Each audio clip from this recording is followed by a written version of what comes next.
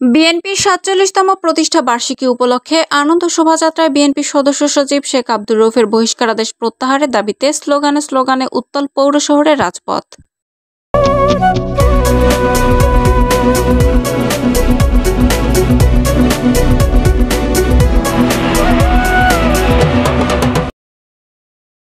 আসসালামু আলাইকুম। এডিপি বাংলার সংবাদে সবাইকে স্বাগত জানাচ্ছি। আমি সুমা আহমেদ। পাবনা থেকে এম মনিরুজ্জামানের পাঠানো তথ্যচিত্রে দেখুন বিস্তারিত।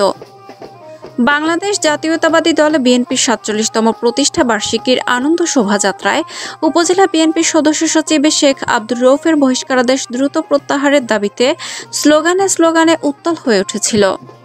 বৃহস্পতিবার বিকেলে পাবনার সূর্যনগর উপজেলা ও পৌর বিএনপির অঙ্গ সংগঠনের ব্যানারে সর্বস্তরের অসংখ্য দলীয় নেতাকর্মীর অংশগ্রহণে বের হওয়া আনন্দ শোভাযাত্রাটি উপজেলা চত্বর থেকে বের হয়ে পৌর শহরের প্রধান প্রধান সড়ক প্রদক্ষিণ শেষে পৌরসভার সামনে গিয়ে শেষ হয়। এ সময় আনন্দ শোভাযাত্রায় অংশগ্রহণকারী নেতাকর্মীরা শেখ আব্দুর রউফের বহিষ্কারাদেশ প্রত্যাহারের দাবিতে স্লোগানে স্লোগানে উত্তাল হয়ে উঠেছিল রাজপথ। শেখ আব্দুর রউফ ভাইয়ের বহিষ্কারাদেশ দ্রুত প্রত্যাহার করতে হবে। রউফ ভাইয়ের বহিষ্কার নয়, স্বীকৃতি চাই। রউফ ভাইয়ের ভয় নাই, রাজপথ ছাড়ি নাই। রউফ ভাই দলের পরীক্ষিত নেতা, তার বহিষ্কারাদেশ প্রত্যাহার চাই। শেখ আব্দুর রউফের কিছু হলে জ্বলবে আগুন ঘরে ঘরে। ষড়যন্ত্রের বিরুদ্ধে রুখে দাঁড়াও, রউফ ভাইয়ের বহিষ্কারাদেশ তুলে নাও। এ ধরনের স্লোগান হয়েছে। তৃণমূল পর্যায়ে নেতাকর্মীরা বলেন, শেখ আব্দুর রউফের বহিষ্কারাদেশ প্রত্যাহার না করায় বিএনপির সাংগঠনিক কাঠামো দুর্বল হয়ে পড়েছে। সূর্যনগর উপজেলার এক সময়ের সাহসী ছাত্রনেতা ও বর্তমান সময়ের জনপ্রিয়তার শীর্ষে জননেতা শেখ আব্দুর রউফকে তদন্ত ছাড়াই বহিষ্কার করার কারণে তৃণমূল নেতারা হতাশ হয়ে পড়েছেন।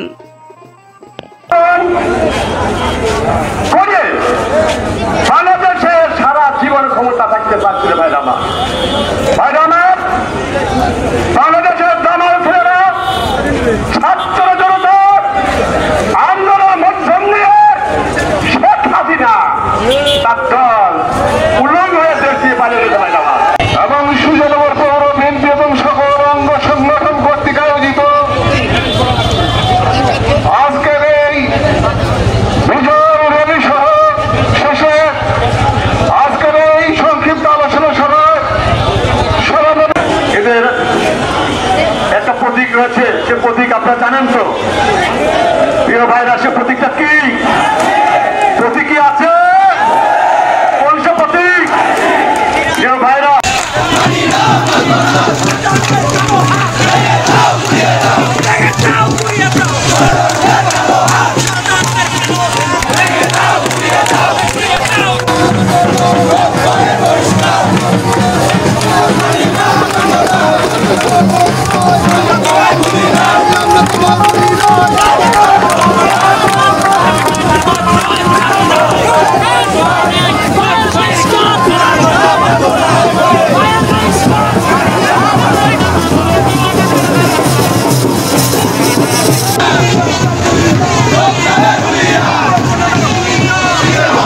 Yeah.